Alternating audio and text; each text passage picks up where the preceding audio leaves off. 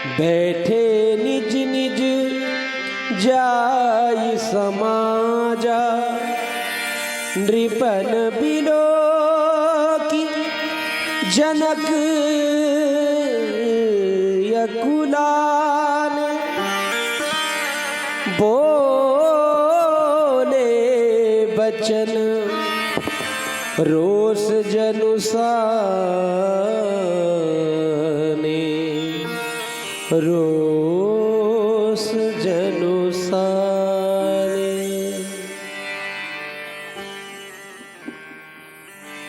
हाँ देखिए,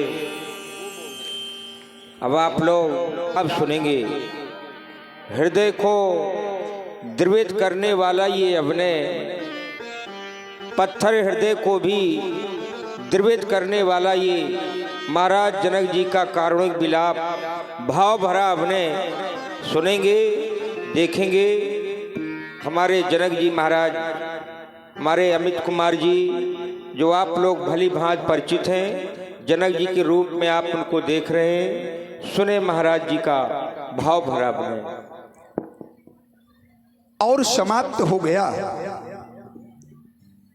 इन आए हुए बलवीरों का पराक्रम, और समाप्त हो गया इनकी वाणी का वो जोश, और समाप्त हो गया इनकी वाणी का वो रोष। जो कुछ समय पूर्व मैंने देखा और अब ये परिणाम प्राप्त हो गया कि इन आए हुए दीप दीपांतर से महिपालों का बल और पराक्रम अब पराभव को प्राप्त हो गया। कुछ समय पूर्व मैंने अपने बंदी जनों के द्वारा अपने प्रण की घोषणा प्रसारित करवाई। घोषणा को सुनते ही एक एक करके महिपाल आए और अपना अपना बल परीक्षण भगवान शंकर के पावन पिनाक पर करने लगे। परिणाम तमक ताक तक स्यो धनु धरही, उठे न कोटि भांति बल करही, तमक धर्यो धन मूढ़ नृपो, उठे न चले ल जाए। जब धनुष नहीं उठा तो लज्जित होकर, शर्मिंदा होकर, संकुचित होकर अपने अपने मंचों में जा जा करके बैठ गए। बल परीक्षण के कुछ दृश्य मेरे सामने आ गए। वो पहला दृश्य कैसा कि एक एक राजा धनुष के समीप आए, धनुष को उठाने का प्रयास किया पर धनुष नहीं उठा। पुनः अपने अपने मंचों में जा जा करके बैठ गए। तत्पश्चात एक दूसरा दृश्य मेरे सामने आ गया। वो दूसरा दृश्य कैसा कि जब एक एक राजा से धनुष नहीं उठा तो 10,000 राजा एक साथ मिलकर सामूहिक अजगों को उठाने का उपक्रम करने लगे। भूप साहस 10 एक ही 12 और लगे उठावन पर टरे न टारा। हाँ ध्यान दें, हमारे 10 एक ही 12 और लगे उठावन पर टरे न टारा। अरे डगे न शंभु सनासन कैसे। अब तो 10,000 राजा, अरे अब तो 10,000 राजा एक साथ इस मैथिली प्रतियोगिता में पराजित हुए देखे गए। और अब एक तीसरा दृश्य देख रहा हूं। कितना कितना विलक्षण दृश्य है। वो तीसरा दृश्य कैसा कि अब कोई भी महिपाल, अब कोई भी भूपाल अजगों के समीप आने का तो कोई साहस भी नहीं करता।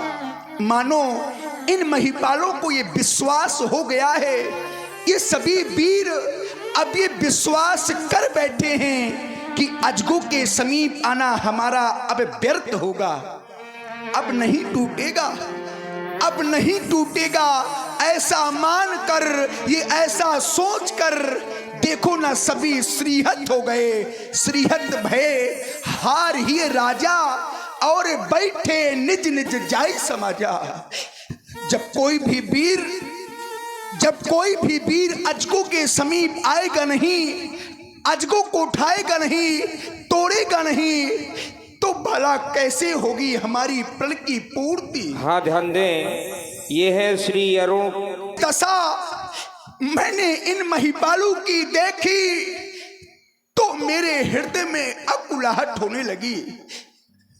मैं अकुलाने लगा, मैं विकल होने लगा, यह सोचकर कि क्या होगा मेरे प्रण का, और प्रण की पूर्ति ना होने पर मेरी बेटी का क्या होगा, मेरी जानकी का क्या होगा, मेरी वैदेही का क्या होगा।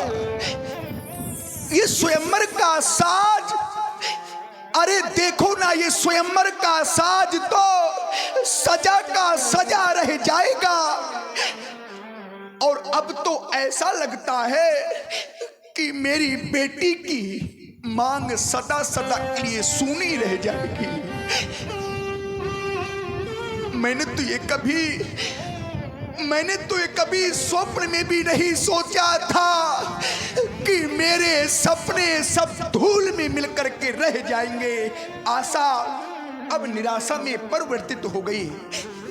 अरे विधाता, अरे विधाता, ये तूने क्या किया, क्या किया तूने।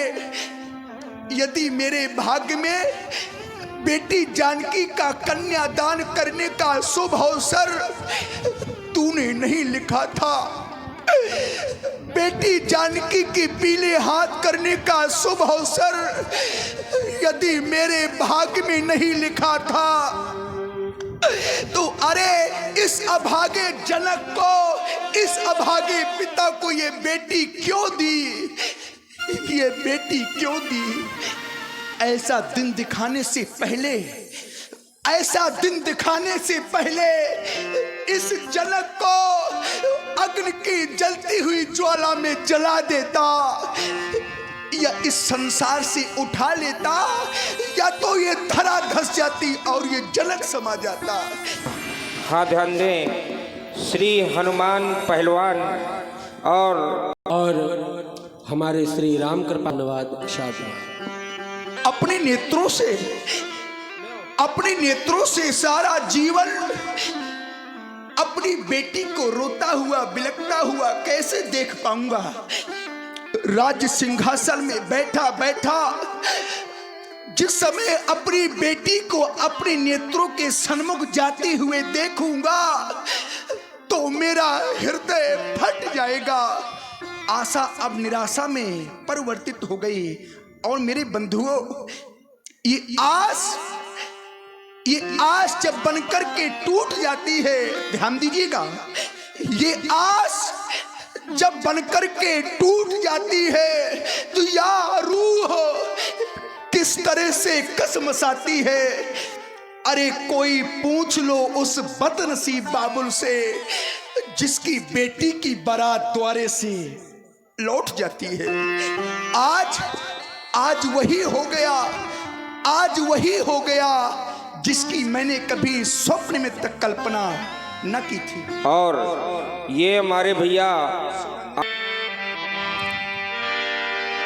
दीपो दीपो के, दीपो दीपो के भूपति नाना, ये आए सुनी हम जो प्रण ठाना। ये सभी महिपाल हमारे प्रण को ही सुनकर के आए हैं। और हमारे शिवनंदन राजपूत चिल्ली टंकी वाले भैया, आपकी ओर से 20 पत्र पुष्प मुद्राएं जनक जी के कारुणिक विलाप में भेंट हुई हैं। बहुत बहुत धन्यवाद, साधुवाद। इनमें से ऐसा कोई भी महिपाल नहीं, ऐसा कोई भी भूपाल नहीं जिसने हमारे प्रण को न सुना हो। क्या कोई साधारण कोट की वीर बैठे हैं? ये साधारण कोट की वीर नहीं, सी स्वयंवर भूप अनेका सबते सुभट एक ते एका, हारे सकल भूप बरियारा पर शंभु सरासन काहू न टारा। देवो दानो जो धारी मानो जो शरीरा, देवो दानो जो धारी मानो जो शरीरा, बेपोलो वीर आए रणधीरा। परंतु अब मुझे तो ऐसा लगता है, मुझे तो ऐसा प्रतीत होता है कि भूल हो गई भारी, हमसे भूल हो गई भारी। हमें ऐसा प्रण नहीं करना चाहिए। क्या ये रत्न गर्भा वसुंधरा, क्या ये वीर हो गया वसुंधरा, क्या वीरों से विहीन हो गई? क्या कोई ऐसा वीर नहीं जो मेरी प्रण की पूर्ति कर देता? कहना तो नहीं चाहता था, पर अब कहने पर विवश हो गया। उपस्थित महिपालो, अब मैं एक सामूहिक घोषणा कर रहा हूं। अब जन को माखे भट मानी, अब कोई माखे नहीं, अर्थात अब कोई कह के न सुनावे, क्योंकि मौखिक वार्ता अब मैं सुनना नहीं चाहता। अगर वीर है, अपने आप को वीर मानता है, तो आवे, धनुष को उठावे, तोड़ कर दिखावे, तो वीर स्वीकार लूंगा। लेकिन अब मैं एक सामूहिक घोषणा कर रहा हूं। अब जन को माखे भट मानी, अभी जानी को माखे भट मानी, क्योंकि वीरो विहीनो मही मैं जानी। अब एक कार शेष बचा है नृपालो। तजहु आस निज निज गृह जाहू, क्योंकि लिखा न विधि वैदेही विवाहू। अब मैं ऐसा मान लूंगा, मैं ऐसा सोच लूंगा कि विधाता ने मेरी बेटी के भाग्य में अब तो विवाह ही नहीं लिखा, विवाह ही नहीं लिखा। बहुत सी यहां पर बेटी के पिता उपस्थित है, और बहुत सी यहां पर वो बेटी की माताएं उपस्थित हैं, जिनके घरों में बेटियां हैं, जिन माताओं ने बेटियों को पाल पोस करके पालन किया है, जिन बेटियों का लालन पालन किया है, क्योंकि बेटी के दुख को केवल बेटी वाले ही समझ सकते हैं। हाँ, ध्यान दें, हमारे श्री ही समझ सकते हैं, जिनके घर में बेटी ही नहीं, अरे जिनके आंगन में भला बेटी ही नहीं, वो क्या जाने कि बेटी का दुख होता क्या है।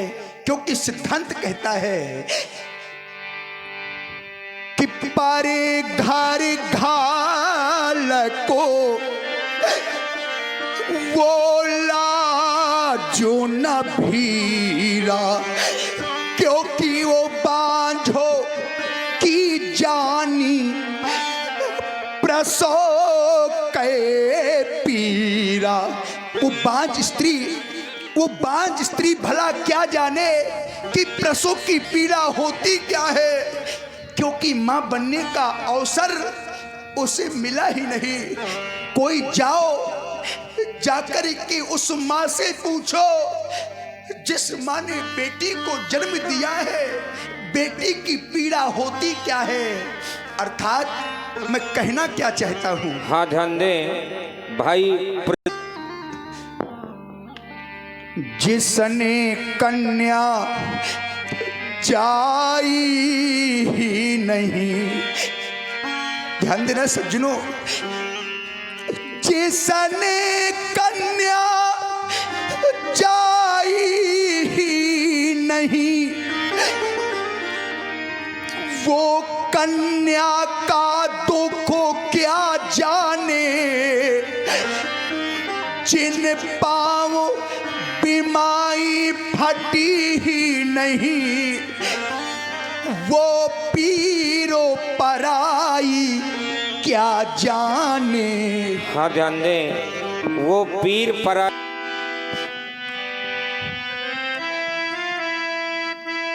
और सज्जनों, जिसने की बेटी विदा ही नहीं, जिसने कभी बेटी को विदा ही नहीं किया, वो क्या जाने कि विदाई का दुख होता क्या है। एक विदाई का दृश्य मैंने अपने नेत्रों से देखा सज्जनों। प्रातः काल का समय था, एक बेटी की माता, एक बेटी के पिता बेटी को विदा कर रहे थे। और यह दृश्य मैं एक स्थान पर खड़ा होकर के इस दृश्य को देख रहा था। मैंने देखा कि रोती हुई बेटी को पिता ने अपने गोद में लेकर डोली में बैठा दिया और बैठाने के पश्चात वो पिता रोती हुई बेटी को देखता रहा और मूर्छा खाकर पृथ्वी पर गिर पड़ा। हाँ ध्यान दें, हमारे श्री राम रतन जी अनुरागी, राम रतन अनुरागी चिल्ली 51 मुद्राएं महाराज जनक जी के कारुणिक विलाप पर। धन्यवाद। इतना कष्ट होता है जब एक पिता अपनी बेटी को अपने आप से दूर करता है।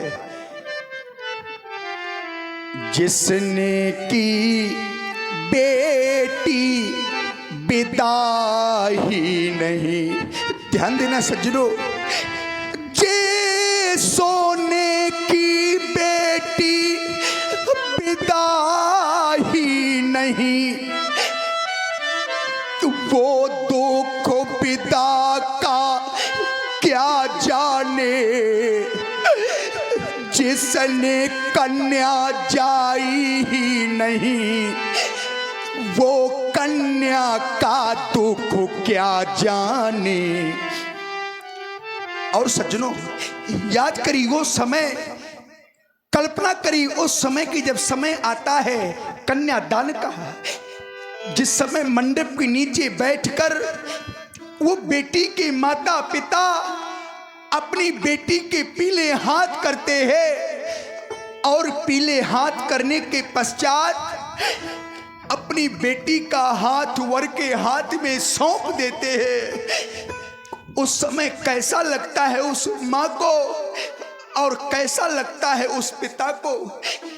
उस समय तो ऐसा लगता है कि आज मेरी बेटी नहीं, मानो कि कोई कलेजा निकाल कर लिए जा रहा है, ऐसा प्रतीत होता है। और मेरे बंधुओं, मेरे मित्रों, समय आता है विदाई का। बहुत सी ऐसी माताएं बैठी होंगी, बहुत से ऐसे पिता बैठे होंगे जिन्होंने अपनी बेटी को विदा किया होगा। समय आता है विदाई का, विदाई की संपूर्ण तैयारियां हो जाती हैं सज्जनों। बेटी एक स्थान पर चुप बैठी होती है, शांत।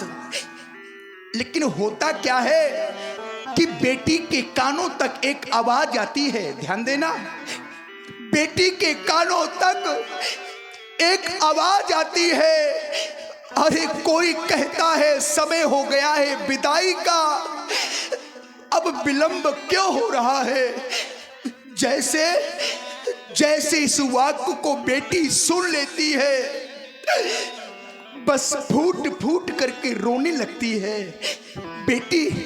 बेटी अपनी माँ के समीप जाती है, माँ माँ कहकर माँ के छाती से लिपट कर रोने लगती है और कहने लगती है, माँ मेरे पिताजी कहाँ है, अरे कोई जाओ मेरे पिता को मेरे समीप लेकर के आओ।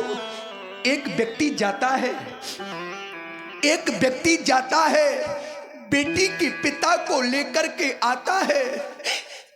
बेटी का पिता आ तो जाता है सज्जनों, लेकिन जैसे उस पिता के कानों में वो रोती हुई बेटी की बिलखती हुई बेटी की आवाज पड़ जाती है। बस वापस हो जाता है पिता, चला जाता है दूर और एक कोने में छिप करके बैठ जाता है। इतना रोता है वो पिता, इतना रोता है। बेटी चारों ओर अपने पिता को देखती है। हाँ, ध्यान दें, हमारे श्री अपने रोती हुई पिता को देखती है। बेटी का पिता सोचने लगता है, अब जाऊं और जाकर के अपने हाथों से बेटी को विदा करूं। बेटी का पिता चल देता है अपनी बेटी की ओर। सन्मुख से बेटी आती है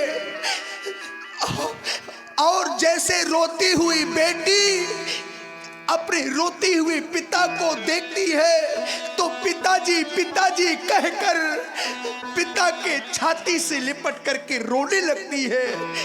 क्योंकि विदाई का दृश्य ही ऐसा होता है, हर माँ रो देती है, हर पिता रो देता है।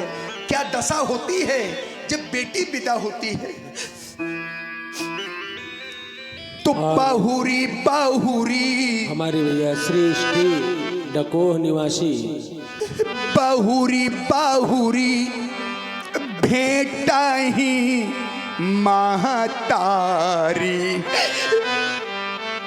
और कहाई बीरल की रची का तो नारी। कैसे रोती है बेटी, कैसे रोती है बेटी जब विदा होती है। आप लोगों ने देखा होगा, तापुली पटोली पट कर माँ से रोवे बेटी। ध्यान देना सज्जनों, तापुली पटोली पट कर माँ से रोवे बेटी। तब वो माँ व्याकुल हो जाती है और वो माँ करती क्या है, बेटी के मुख को चूम चूम छाती से उसे लगाती है। बेटी जब अपनी माँ को रोता हुआ देखती है तो रोती हुई माँ से कहती है, माँ, अरे माँ तू क्यों रो रही है। माँ, हर बेटी को एक ना एक दिन अपनी माँ से, अपने पिता से, अपने परिवार से दूर होना पड़ता है। माँ तुम तो जानती हो, लेकिन क्यों रोती हो। माँ, बेटी अपनी माँ से कहती है, माँ मेरी माँ तू क्यों रोती है। ध्यान देना सज्जनों, बेटी अपनी माँ से कहती है, माँ मेरी माँ तू क्यों रोती है। क्योंकि बेटी पराया धन होती है। तो माँ कहती है, बेटी मैं ये जानती हूँ कि बेटी पराया धन होती है, परंतु माँ इतनी कठोर कहाँ होती है। बेटी की माँ कहती है, ए तो नी कठोर कहाँ होती है। क्योंकि माँ भी तो आखिर माँ होती है। लोग कह देते हैं बेटी तो पराया धन होती है। बेटी पराया धन तो होती है, परंतु ये बेटियां अपने माता पिता के कलेजी का एक टुकड़ा होती है। जिस समय पिता पर कष्ट आता है, और भैया जयपाल और ध्यान दें, हमारे जिस समय पिता पर कष्ट आता है, माँ पर दुख आता है, तो एक क्षण बेटा तो पीछे हट जाता है, लेकिन ये बेटियां उस दुख को सहने के लिए आगे हो जाती हैं। ये बेटियों का जीवन होता है। बेटी अपना जीवन तो कष्ट में व्यतीत कर लेती है, कष्टों को सहती रहती है, लेकिन अपने माता पिता को कभी दुखी नहीं देख सकती। ये बेटियों का जीवन होता है। बेटी लाखों पराया धनु है। ध्यान देना सज्जनों, बेटी लाखों पराया धनु है, बेटी हृदय का टुकड़ा होती है, और कीमत वही समझते हैं जिनके घर बेटी होती है।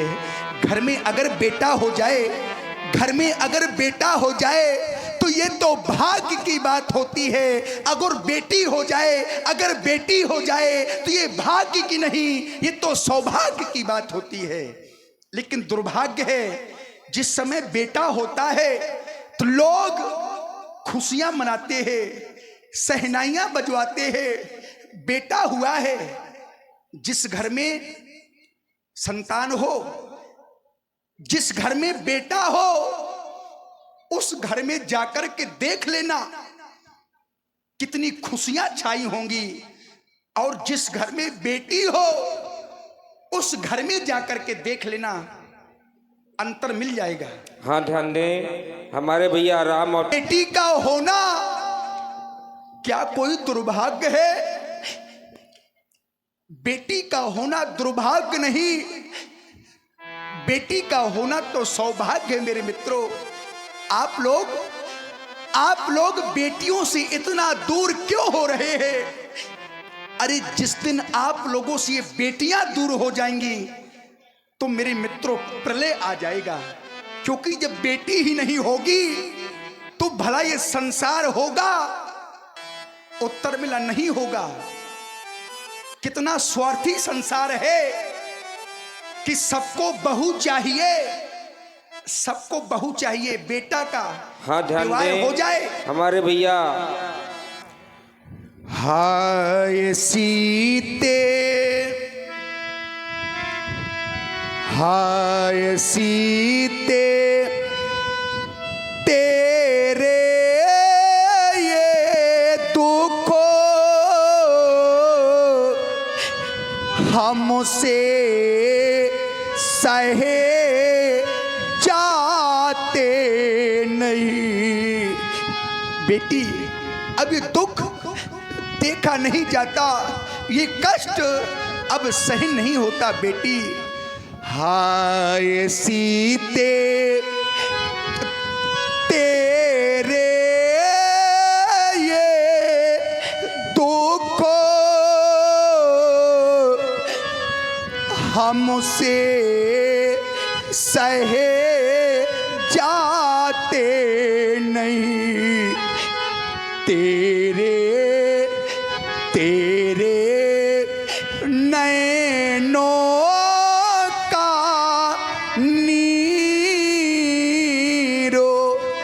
अब देखा जाता नहीं।